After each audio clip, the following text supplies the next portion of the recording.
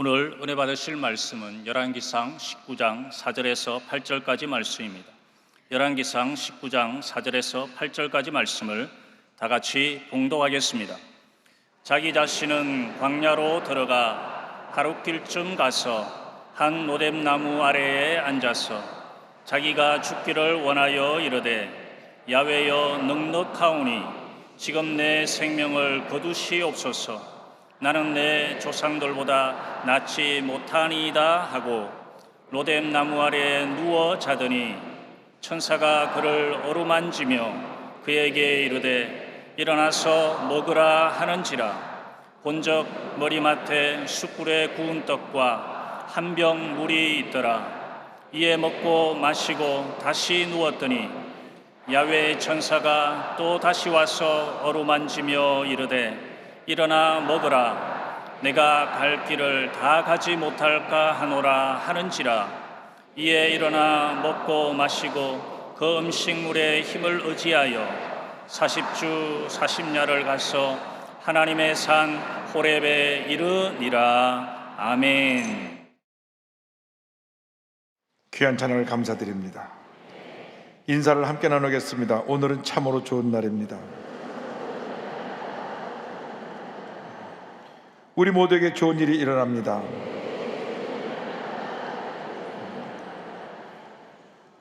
오늘 전 여러분과 함께 열왕기상 19장의 말씀을 가지고 로뎀나무 아래서 이와 같은 제목으로 말씀의 은혜를 나누기 원합니다. 제목을 한번 크게 따라해 주시기 바랍니다. 로뎀나무 아래서. 로뎀나무 아래서.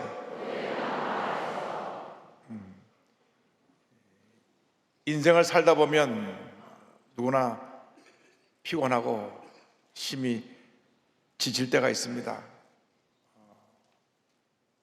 지방에서 큰 교회를 목회하시는 목사님께서 어느 날 주일날 설교를 마치시고 강단에서 쓰러지셨습니다. 그래서 급히 병원에 옮겨서 안정을 취했는데 의사 선생님께서 목사님 너무 과로해서 이런 일이 생겨났으니까 한 석 달 동안은 무조건 쉬셔야 합니다.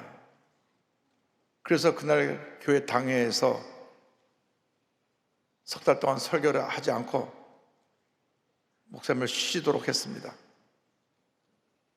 제가 나중에 그 목사님 만나서 물어봤어요. 그 석 달 동안 쉴 때 뭐 했습니까? 그러니까 목사님 하신 말씀이 처음 한 달 동안은 잠만 잤습니다. 그저 머리만 대면 잠이 와서 잠자고 눈 뜨면 뭐 좀 먹고 가볍게 운동하고 또 자고 또 자고 한 달을 자니까 기력이 조금 회복하는 것 같더라고.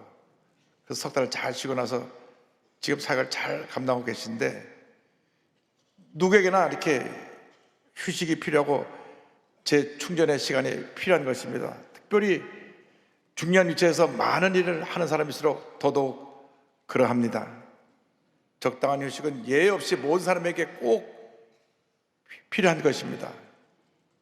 그래서 하나님께서 온 우주 만물을 창조하시고 마지막 날 안식하신 것입니다. 그리고 십계명을 통해서 명령을 하셨습니다. 안식일을 기억하여 거룩하게 지키라.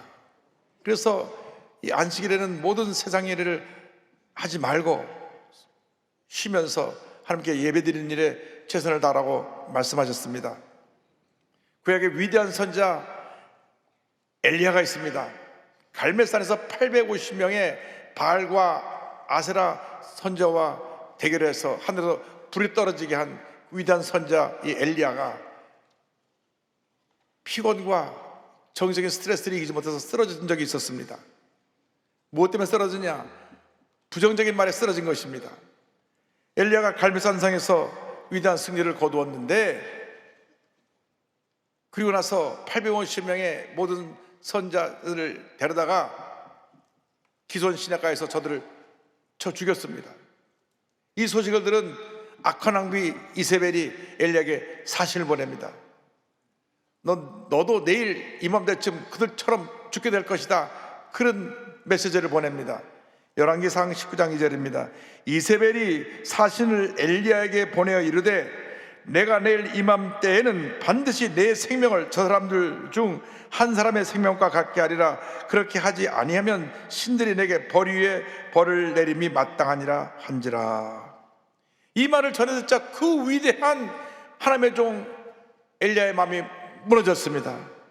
죽음의 공포가 엄습해오자 그는 도망쳐서 브엘세바까지 갔다가 거기서 다시 홀로 광야길을 하룻길을 걸어 들어갑니다. 열왕기상 19장 3절 4절은 설명합니다.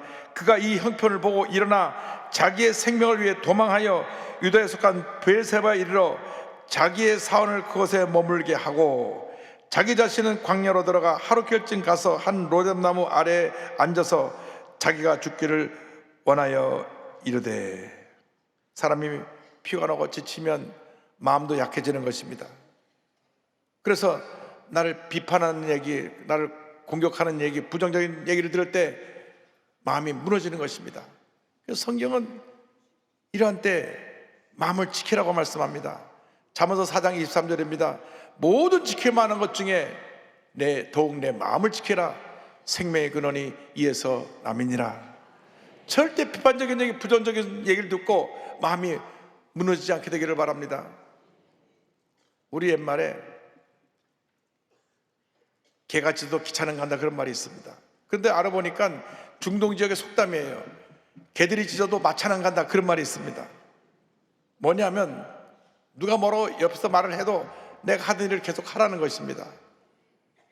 마차가 소리내고 갈 때 동네 개들이 나와서 다 짖습니다. 그렇다고 해서 마차가 가다 서는 법이 없습니다. 우리 한국에서도 저 시골에 기차가 꽥꽥 소리를 하면서 지나가면 온 동네 개들이 다 나와서 짖습니다. 그런다고 해서 절대 기차가 서는 법이 없어요. 기차는 가는 것입니다. 그렇습니다. 누가 부정적인 얘기를 옆에서 한다고 하더라도 여러분 그것 때문에 위축되어서 하는 일을 멈추면 안 됩니다. 우리는 갈 길을 가는 것입니다. 세상 음성에 귀를 닫고 주님의 음성에 귀를 기울이는 여러분 모두가 되기를 바랍니다. 주님의 음성을 들을 때 우리 마음에 기쁨과 평안함이 넘쳐나는 것입니다. 주님의 음성은 우리를 살리는 음성입니다. 치라는 음성입니다. 세상의 음성을 듣지 말고 주님의 음성을 듣고 그 음성을 듣고 힘을 얻는 여러분 모두가 되기를 바랍니다. 엘리야가 마음이 무너져서 브엘세바까지 갔다가 다시 하룻길을 더 들어가서 로뎀나무 밑에 쓰러져서 죽기를 원합니다. 로뎀나무 밑에 주저앉은 그 엘리야의 모습이 이어갔습니다. 열왕기상 19장 4절입니다. 자기 자신은 광야로 들어가 하룻길쯤 가서 한 로뎀나무 아래에 앉아서 자기가 죽기를 원하여 이르되 야훼여 넉넉하오니 지금 내 생명을 거두시옵소서. 나는 내 조상들보다 낫지 못하나이다 하고 그는 하나님께 기도합니다. 야훼여 넉넉하오니 지금 내 생명을 거두시옵소서. 나는 내 조상들보다 낫지 못하니이다. 극단적인 상황에 아마 자살하는 사람들의 마음이 이해가 될 것입니다. 얼마나 고통스럽고 힘들면 자기의 목숨을 포기하기까지 하겠습니까? 그러나 우리 신앙인들은 어떤 극한 절망이라고 하도 희망의 끈을 놓으면 안 됩니다. 포기하면 안 됩니다. 생명의 주님을 붙들게 되길 바랍니다. 엘리야가 내 생명을 거두시옵소서 하고 쓰러져 잠이 들었을 때 천사가 와서 그를 어루만져주고 먹을 것을 줍니다. 열왕기상 19장 5절 6절입니다. 로뎀나무 아래에 누워 자더니 천사가 그를 어루만지며 그에게 이르되 일어나서 먹어라 하는지라. 본즉 머리맡에 숯불에 구운 떡과 한 병 물이 있더라. 이에 먹고 마시고 다시 누웠더니 그가 천사가 차려준 음식을 먹고 다시 잠이 들었는데 다시 천사가 깨워서 그를 주물러 주면서 음식을 또 차려주었습니다. 피곤하고 지쳐 쓰러졌을 때 누군가 내 팔다리를 주물러 주고 맛있는 음식을 먹게 준다면 다시 기운을 차리고 일어날 수 있을 것입니다. 피곤하고 지쳐 쓰러진 사람들에게 사랑의 손길을 펼치는 여러분 모두가 되기를 바랍니다. 여러분 남편이, 여러분 아내가 그런 상황에 처할 수도 있습니다. 말 못하고 혼자 피곤해 쓰러져 할 때 팔다리를 주물러주고 맛있는 음식을 해주고 다시 용기를 북돋아주시기 바랍니다. 여러분 주위에 상처 입은 사람, 젊어 찬 사람들에게 꿈과 희망과 사랑을 나누어주는 여러분 모두가 되기를 바랍니다. 로뎀나무는 이 광야에 흔한 나무인데 이 로대 나무는 우리의 영혼에 쉴 것인 예수님의 십자가를 상징합니다. 피곤에 지쳐 쓰러진 우리를 어루만져 주시고 먹을 것을 주시는 분은 바로 우리의 구세주 예수님이신 것입니다.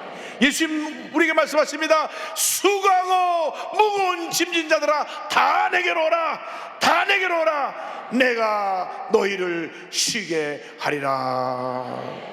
어떤 무거운 짐을 졌든지 예수 앞에 나오시기 바랍니다. 그 십자가 밑에 그 무거운 짐을 내려놓으시기 바랍니다. 마음의 절망, 고통, 괴로움, 슬픔, 염려, 근심, 걱정을 내려놓으시기 바랍니다. 여러분 스스로 그 짐을 다 지고 갈 수가 없습니다. 얼마나 힘들고 어려운지 무거운 짐을 나홀로 지고 가다가 쓰러질 수밖에 없는 것입니다. 그 짐을 십자가 밑에 다 내려놓고 주님의 품 안에서 참된 쉼을 얻는 여러분 모두 되기를 주님의 이름으로 축원합니다. 엘리야가 그 로데나무 밑에서 천사의 어루만짐과 음식을 먹은 다음 샘을 얻어서 40일 길을 걸어가 호렙산에 이르러 새로운 사명을 부여받습니다. 그는 다시 새로운 사명자로 하나님의 택함을 받은 것입니다. 19장 8절에 성경 말씀합니다. 이에 일어나 먹고 마시고 그 음식물에 힘을 의지하여 40주 40날을 가서 하나님의 산 호렙에 이르니라. 하나님께서 호렙산에서 그에게 새로운 사명을 부여하십니다. 19장 9절에 성경은 말씀합니다. 엘리야가 그곳 굴에 들어가 거기서 머물더니 야의 말씀이 그에게 임하여 이르시되 엘리야야 내가 어찌하여 여기 있느냐. 하나님은 엘리야를 부르시고 다시 사명을 주십니다. 그래서 그에게 지도자를 세워 기름을 붓게 하고 후계자를 세우도록 말씀을 주셨습니다. 엘리야는 거기 올 때까지 자기가 혼자라고 생각했습니다.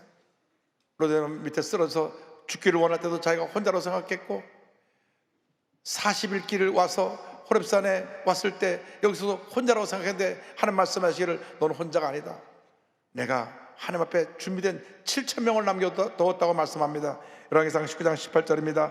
그러나 내가 이스라엘 가운데 7,000명을 남기리니 다 바알에게 무릎을 꿇지 아니하고 다 바알에게 입맞추지 아니한 자니라. 하나님께서 7,000명이나 되는 많은 믿음의 동역자들을 남겨놓으신 것입니다.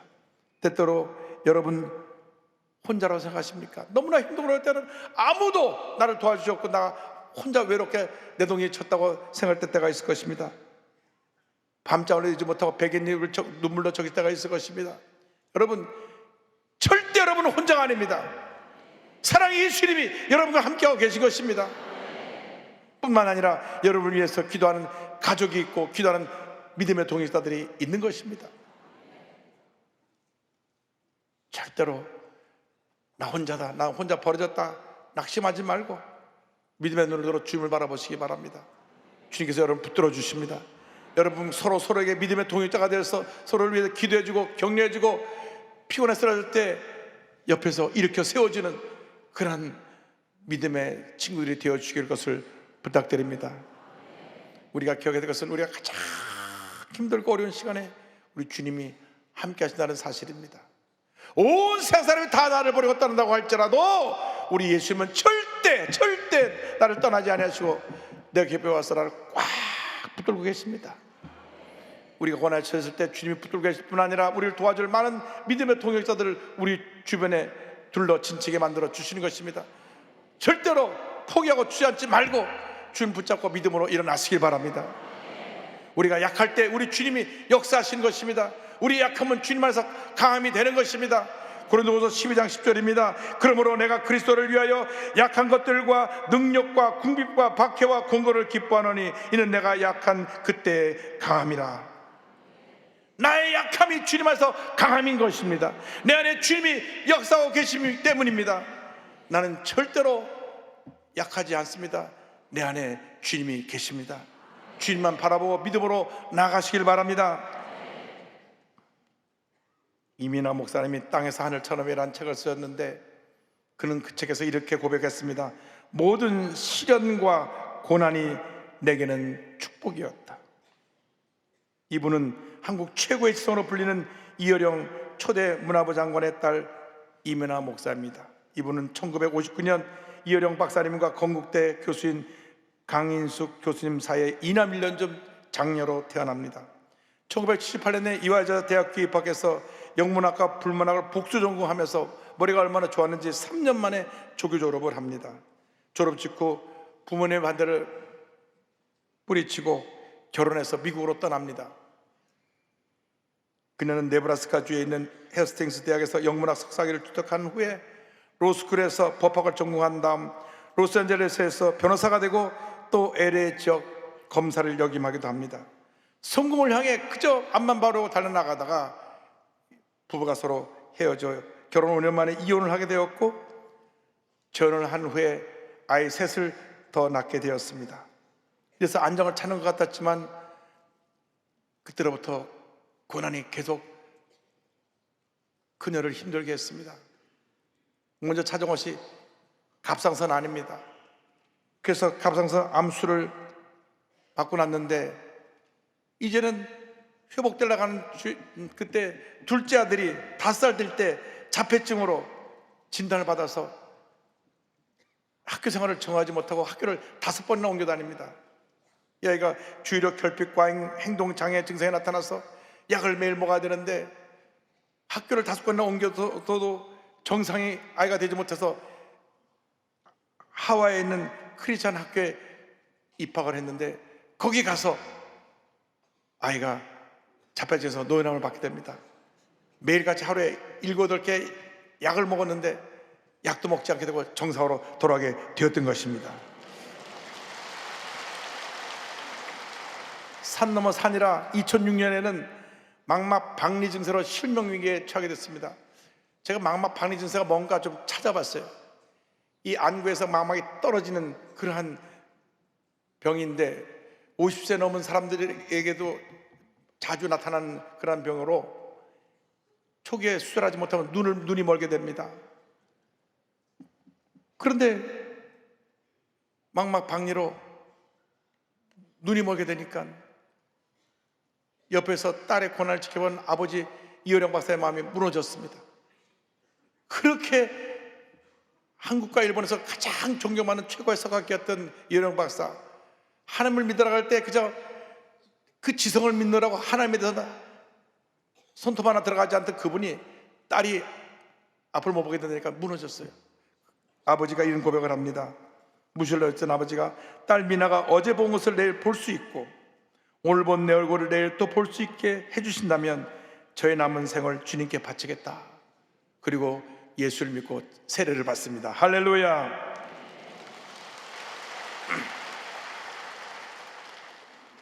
하나님께서 7개월 후에 기적적으로 망막박리 증세를 고쳐주셨습니다.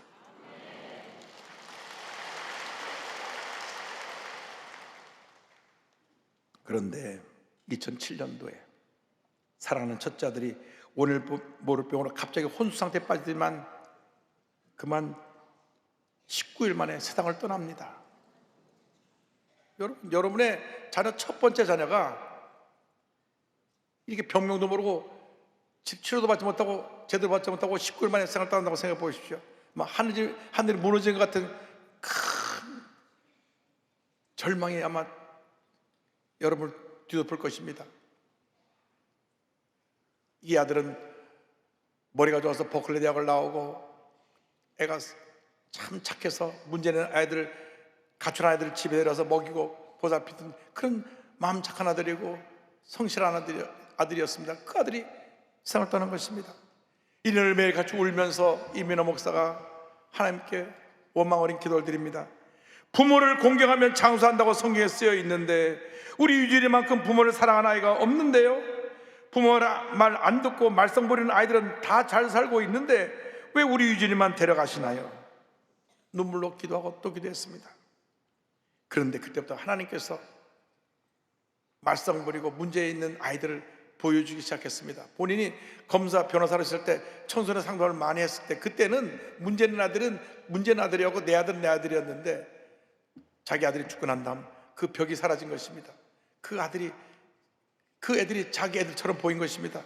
술과 마약에 빠진 청소년들이 사랑이 굶주려서 술과 마약에 빠진 것을 알게 되었습니다. 그래서 그들을 사랑으로 돌보기 시작했습니다. 30여 명의 아이들이 이면화 목사를 마마 미나라고 불렀습니다. 그들을 땅끝의 아이들이라고 불렀습니다. 가장 멀리 외롭게 버려진 아이들, 그들을 사랑으로 품었습니다. 큰아이의 죽음, 둘째 아이의 자폐증을 겪으면서 이제 나는 남은 여생 청소년 생활을 해야 되겠다. 그래서 2009년도 목사 안수를 받고 전원 사역자로 미국, 아프리카, 남미, 중국도를 돌면서 술과 마약에 빠진 청소년들 구제 활동을 합니다. 아이들을 돌보는 사역을 글로 담아서 땅끝의 아이들이라는 책도 펴냈습니다. 그만 고난과 기적의 연속의 삶을 살던 그녀가 2011년도 안타깝게도 위암 말기 판정을 받습니다. 그러나 그 암과 싸우면서도 서너 시간씩 이어지는 집회 가서 말씀을 전하고 아이들 하나하나를 위해서 다 안수하며 기도해 주었습니다. 이민아 목사는 암을 두려워하지 않았습니다. 죽음을 두려워하지 않았습니다. 그리스도인에게 있어서 죽음은 이 땅에서 천국으로 옮겨가는 과정이요, 그것에 완전한 치유가 있다는 믿음이 있었기 때문입니다. 자신을 죽이고 남을 섬긴 것이 십자가 사랑이라고 말을 하면서 그 사랑을 실천하기 위해 이 땅에서 천국을 살아내며 땅에서 하늘처럼 살아온 이면화 목사가 이렇게 고백합니다. 진정한 구원의 시작은 마음이 가난해졌을 때이다. 마음이 가난해지면서 천국이 보이기 시작한다.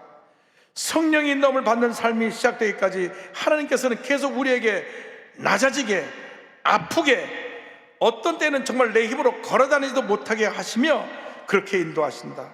그것이 아버지의 사랑이다. 사랑이 모든 것을 이긴다. 모든 죽은 것을 살린다. 암과 싸우며 청소년들에게 꿈과 희망을 전하던 목사님은 2012년 3월 15일 53세를 일기로 하나님께 부르심을 받습니다. 이 땅에서 모든 수고를 마치고 주님의 품에 안긴 것입니다. 눈물도 근심도 고통도 없는 영원한 기쁨과 평안함이 있는 천국에서 그녀의 눈물을 씻어준 주님 품에 안겨서 환한 미소를 띠고 지금 주님을 찬양하고 있을 것입니다. 여러분은 결코 외롭지 않습니다. 여러분은 혼자가 아닙니다. 야간과 같지만 여러분 강합니다. 주님이 함께하고 계시기 때문인 것입니다. 예수님의 사랑의 모든 어려움을 이기는 위대한 능력이 있습니다. 여러분이 그 예수님의 사랑에 붙잡힌 사람들입니다. 예수님의 사랑의 모든 죽은 것을 살리는 것입니다. 예수님의 사랑에 붙잡혀서 주님 영광에 살아가는 여러분 모두 되기를 바랍니다. 여러분이 개인의 욕심과 만족을 위해 살지 말고 하나님의 영광을 위해서 여러분 주위에 상처 입은 사람들을 치료하며 그들에게 주의 사랑을 베풀며 살아가는 그런 위대한 하나님의 사람들이 되기를 바랍니다. 아무리 힘들고 어려워도 힘을 내시기 바랍니다. 주님의 십자가 그늘 밑에서 쉼을 얻고 샘을 얻고 다시 일어나 위대한 믿음의 역사를 이어나가는 여러분 모두 되시기를 주님의 이름으로 축원합니다. 축원합니다. 십자가 그늘 아래 나시기 원하네. 저 햇볕이 뜨겁고 또 짐이 무거워 이 광야 같은 세상에 늘 망망할 때에 주 십자가의 그늘에 내 쉴 곳 찾았네. 내 눈을 밝게 떠서 저 십자가 볼 때 날 위해 고난 당하신 주 예수 보인다. 그 형상 볼 때 내 맘에 큰 찔림 받아서 그 사랑 감당 못하여 눈물만 흘리네. 기도하겠습니다. 사랑이 많으신 하나님 아버지, 예수님은 십자가에서 다 주셨는데 우리는 너무나 이기주의가 돼서 더 갖기만 원하고 남에게 어떤 사람도 베풀지 못한 그런 모습으로 살았습니다. 그러면서도 남이 뭐라 그러면 혼자 상처를 다 받고 혼자 모든 고통에 처했다고 생각하며 지냈던 나날들 주님 용서하여 주옵소서. 이제는 예수님만 바라보게 하시고 십자가만 붙들게 하시고 내 자신이 아니라 내 주위에 상처받고 쓰러지는 이웃들을 돌볼 수 있도록 주님 도와주옵소서. 그런 삶이 되게 하여 주옵소서. 예수님의 이름으로 기도 올리옵나이다.